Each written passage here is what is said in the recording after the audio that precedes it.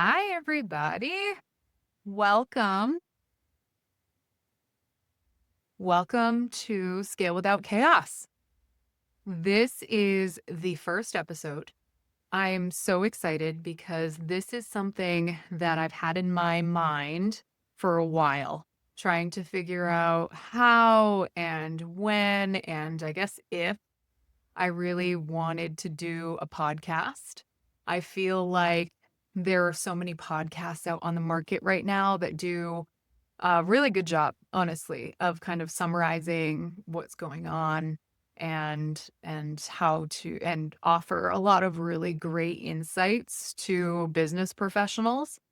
And so I was trying to figure out what if I did a podcast, what would it be? And one day the name more than anything came to me um around scale without chaos and this concept. And I said, you know what? No one is talking about that right now. No one is talking about how in a thematic way, how to grow your team and how to build a business, and it doesn't all have to be crazy. I think people just kind of take it for granted that it is crazy, and it really doesn't need to be that way. So Scale Without Chaos was born really out of a name first and then found the themes to fit it. And so Scale Without Chaos is a show for growth focused leaders who are looking to build their business without burnout for their team and for themselves. I'm your host. If you're not familiar with who I am, Samantha Riel. I'm a business strategist, former CMO, and someone who has seen enough of the insides of lots of different businesses, lots of different scale, to be able to diagnose and really talk about when a business is chaotic and it really doesn't need to be. So every week, we're going to dig into some real challenges that business owners face. I'm going to have some really awesome guests on this podcast. And we're going to talk about what it takes to scale a business from people to processes to profit, and then talk about it with honest insights, practical tools, and my personal favorite, and probably what I'm most known for, a little tough love when necessary. So if you're ready to grow without all of the firefighting, you're in the right place. So let's start the first podcast episode, shall we? And in this episode, we're going to be talking about growth without burnout, what most leaders get wrong. Business leaders, I think, both know and forget that they are the helm of the ship. Wherever they decide to go, wherever they choose to take their organization is where that organization is going to go. And I feel like leaders are keenly aware of that, but at the same time, sometimes maybe conveniently forget that anytime something happens to them or by them, that is also going to happen to the rest of the team and to the rest of the company. So I'll give you a quick example. I've worked for many founders, and every single founder that I have worked for wears work and stress as almost a badge of honor.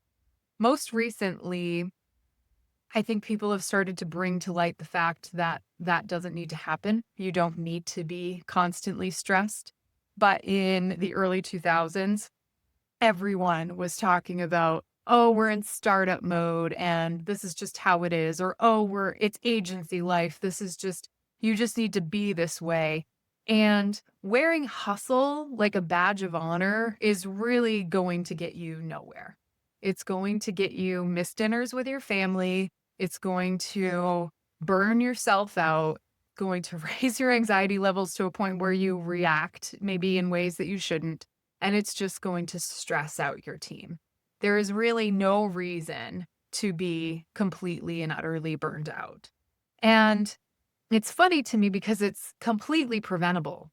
The fact that their startup mode is really, if we're going to get down to it, It is just a byproduct of lack of planning and strategy and really not having the answers. So trying all of these different things to see what sticks without having any foundation set up for you to be able to do those things.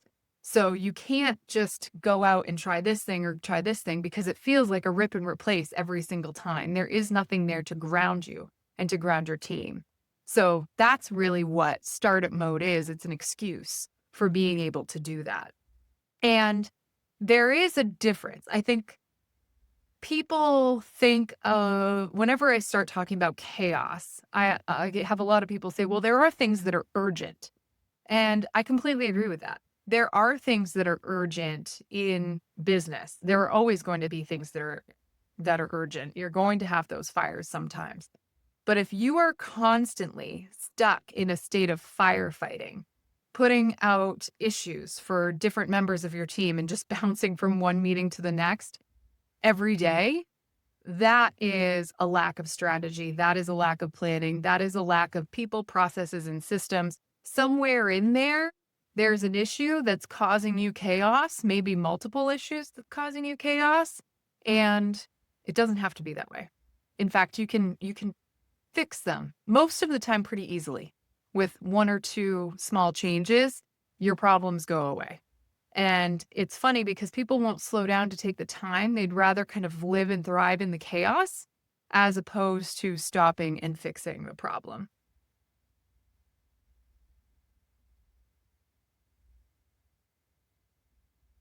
Leadership definitely sets the tone. When I started this whole podcast, I said, because sometimes leaders forget that they're the ones at the helm.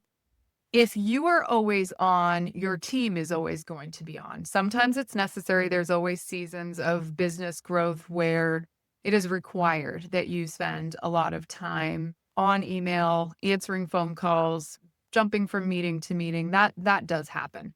If that becomes the norm, that is not normal. That shouldn't be normal, and you shouldn't make it normal. And it really starts with you. It's your business, and you get to decide what kind of a business it is going to be.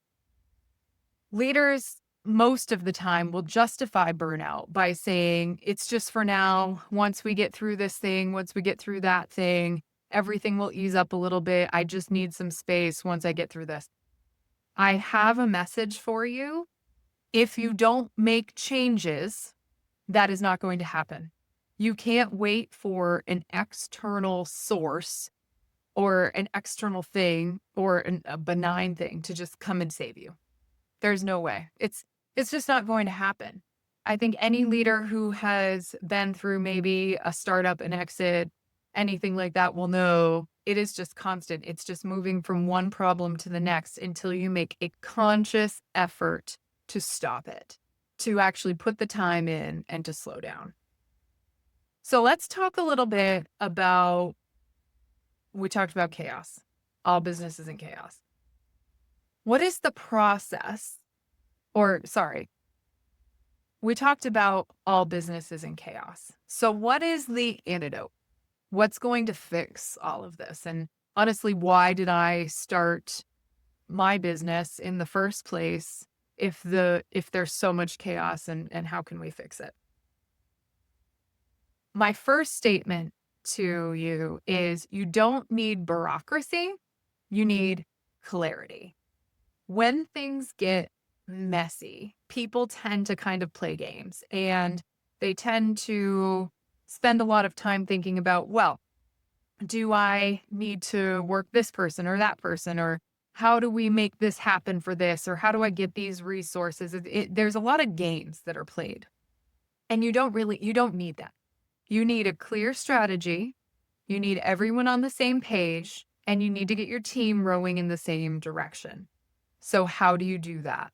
Leadership in a small team, in any size team, starts from the top down. You can always involve people in the decision-making process, but typically there needs to be somebody who is the final say, not a referee, but whose opinion matters more than everyone else in terms of setting that tone and setting that strategy. It has to be that person who says, no, this is what we're going to do, or yes, this is what we're going to do. We're going to move forward and everyone is going to be on the same page. Once you get to that level, once you get all of your leaders singing from the same sheet of sheet music, then you can move forward in the clear directions. If you don't have your team aligned in terms of what is most important and what is your North Star, that's your first step. If you go to different people in your business and they give you different answers for what is the most important thing, then you have some work to do in terms of alignment. Now, I always think in the process, in the mindset of OKRs. So obviously there's those main goals, but then there's sub goals, right? You should be able to have everyone on your team give you the top level goals. There will always be secondary level goals where marketing and product are not going to be aligned in terms of what their biggest priority is. But other than that, you should have your team aligned in terms of what is that North Star that you're working towards together as a company. So think about it for a minute. And if your team can't do that, or if you know already your team can't do that, then you need to be spending some time this week to align everyone in terms of what that is. So that's the first thing, is to align everyone and what they're doing. Well, so to align everyone strategically. Now it is align everyone in terms of what they're doing. Now, really, there's two different ways to break this down, depending on the size of your team. You can break this down based on department level, or you can break this down from the top down and just say, we're lumping everyone into one bucket. Again, depending on the size of your team. You need to look at the people in place, the processes that help remedy any issues or help bring teams together, handoffs, things like that. What are those processes? And then what are the systems that support those processes? There will be lots of things that are broken when you start looking at those three buckets. There are people who are not in the right seats. There are people who maybe shouldn't be at your company. There are people who need more training. All of those things. That's just in the people bucket. Identify those and start working towards them. Then there's the processes. My favorite thing to do, and I could spend my entire career here, is talk about what is the handoff between marketing and sales. If you have something broken in there, you need to fix it because that's your number one place that your customers are going to start spending time with your company. Their first impression of you. You need to go in and you need to fix those things. And there's a million handoffs between all of the different teams. Just like I said, marketing and sales are where I like to pick on. I started in marketing and it just makes a lot of sense. I know that department intimately. And so I can tell you, you have things broken between marketing and sales. So go and fix those, but then go and fix everything else in terms of those handoffs and those processes. The last thing that you need to do is look at all the systems that you have. Do you have technology that's not being utilized? Number one. Do you have technology that you should be utilizing? So is there a process that someone is doing manually where you can find something that was quickly built with AI that can come in and take care of that and save that person hours and getting ROI back there? So that's the next thing. The last one is, are people using tools that maybe you don't know about to complete their job and are using on a daily basis, like daily, weekly basis, whatever that is, to complete their job? I guarantee you somewhere in your company, depending on the size, there probably are many people in the company, but somewhere in there are people using systems on your network that are not utilized or you don't know about right now. So maybe we should be looking at those. And what does that look like? And why are they using them? I bet you that will give you some good answers. So that's really the antidote to chaos. It's making sure you have strategy and then how you do it with people, processes, and systems. And I gave you some ideas. There's a lot more, but those are the three that I typically look at first. And then we go into kind of a tangent from there. Now, one thing that I will caution is that when you are looking at the details of people, processes, and systems, you will normally start following a path And then you kind of get off on these different spurs into these different areas. Well, okay, this is fine, but then this is broken over here. Okay. Make sure as you're going through with your team that you follow that initial thread all the way to the end and do what I call is knot it off. Make sure that you keep going all the way to get to a solution on that one issue, and then you can backtrack and go to that other thing that you identified earlier. There may be several spurs, there may be just one or two. Some may be bigger than others, these branches that you're going to find yourself into, but always make sure that you continue down and follow it. So many times, especially in brainstorming sessions where we're identifying these things, we get into these spirals of going down these different branches, down these different tangents, and we never solve the original problem that we are there for, especially with big, hairy issues. Sometimes like the handoff between marketing and sales. There's always so many things going on that it's so easy to get off track. Follow that thing to the end, knot it off, and you'll be in great shape by the time you end that whole conversation.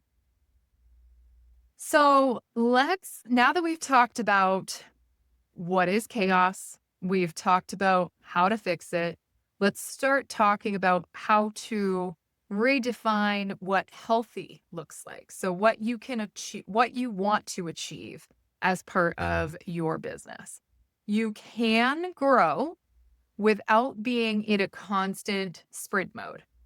Now, you can work hard, you can work fast, you can have late nights if you need them, all of those things. What I always tell people is that perception rules all. Perception rules all. You can be doing things, you could be doing the best work in the world. If no one knows about it, then you're not doing anything. If the person who needs to know that you are doing that work doesn't know it, it's not happening. It's all about perception. Same thing happens with working.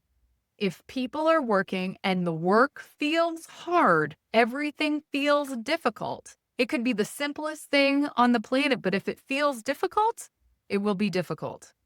You have to work through that piece with your team, making sure that everything feels light, feels airy, feels helpful. And I can't tell you what that particular thing will be for your team. That's going to depend on the size of your business, the culture of your business, the age of your team, the size of your business, the culture of your business, the maturity of your team. All of those things are going to impact that particular item. But if it feels easy, if you make it easy, if it feels easy, then it will be easy. Perception is everything. Success is mostly measured, especially when you're talking at a board level, in revenue. I get that completely. Obviously, businesses wouldn't exist if they couldn't make money. But don't forget that success is also measured in retention, team morale, how long your team can work with you, sustainability.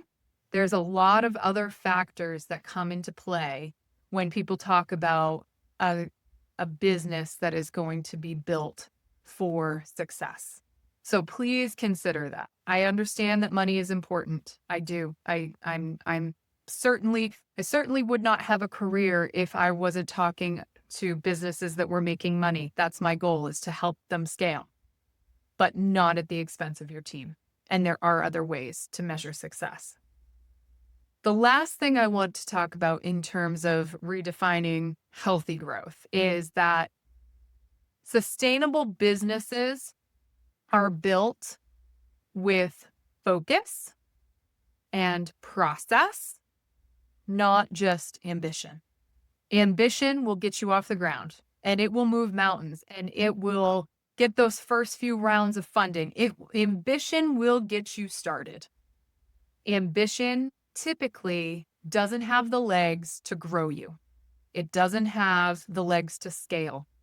At some point in time, there will be a turning point where you will need to focus on those processes, the people, the systems, all of the things that I'm talking about in order to grow your business. So please remember that sustainable growth businesses, that's what it's going to take. If you have ambition and you're able to make your business grow like that, fantastic. I want to talk to you and I want to chat about what you're doing right now to make that happen. But long term, I really think I have seen it time and time again that you need to have systems in place. You need to have a solid foundation in order to bring it all together, in order to scale long term. All right. So that's the first episode of Scale Without Chaos. I hope that it is helpful and meaningful. And maybe there were a few things today that we talked about that really resonated with you. I'm just going to recap some of the top things that I want to make sure that you take away from this podcast. Startup mode, first one. Startup mode is not a strategy. It is lack of process in disguise. That's all it is. So if you keep saying you're in startup mode and that's something that you're using, it's an excuse, lack of process. Figure out what is really going on and fix it. You don't need to stay in that mode. If your growth is breaking your team, it is not sustainable. You can't keep going like that. It's really just expensive churn, team churn. You're going to lose more money in terms of replacing people. Now, I am always an advocate for making sure the right people are in the right seats. And sometimes businesses mature out of certain relationships with employees. That's completely fine. Everything is good. And in fact, we are going to have a whole podcast episode just about that. But you don't want to be doing that unnecessarily. There is such thing as regrettable churn. You don't want to be growing to the point where you have regrettable churn. Process is not red tape. It is a relief. It is strategy. It is functional scalability. It is what you need to be able to grow your business. So shift your mindset from process being a bad thing to process being a good thing. And processes have there's been a lot of operations types folks that have maybe gone way overboard. I think everyone I talk to has some type of story about a stupid checkbox that they had to scroll all the way down a page to check before they were able to actually save some type of a record in their CRM. I get it. I'm telling you, process is not red tape. It is relief, especially when done the correct way. Two more things. Important. You cannot expect your team to be calm when your leadership team is in chaos. So if your leadership team is bouncing all over the place, people pick up on that energy. I can tell you certain one-liners that leaders told me from 15 years ago that stuck with me. As leaders in your business, you have to remember that people watch everything that you do. If you say something to them, they'll be able to recall it for years on end. They are paying attention. So if you are behaving chaotically, if you are stressed, if you are doing things that show that you are stressed, people will pick up on it. Tone it down. Make sure, like I said, go back to if it feels stressful, it's stressful.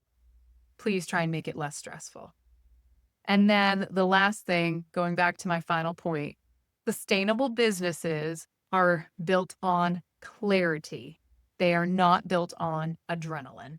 They are not built on vision and passion, they are built on vision, excuse me. They are not built on just passion alone. There needs to be something there. There has to be a solid foundation. And once you have that, your business can grow and scale. Thank you so much. I look forward to chatting with you all again in the second episode of the podcast. If you have any ideas or questions around growing businesses, scaling businesses, how to optimize people, process, and systems, send them my way. Until then, scale without chaos.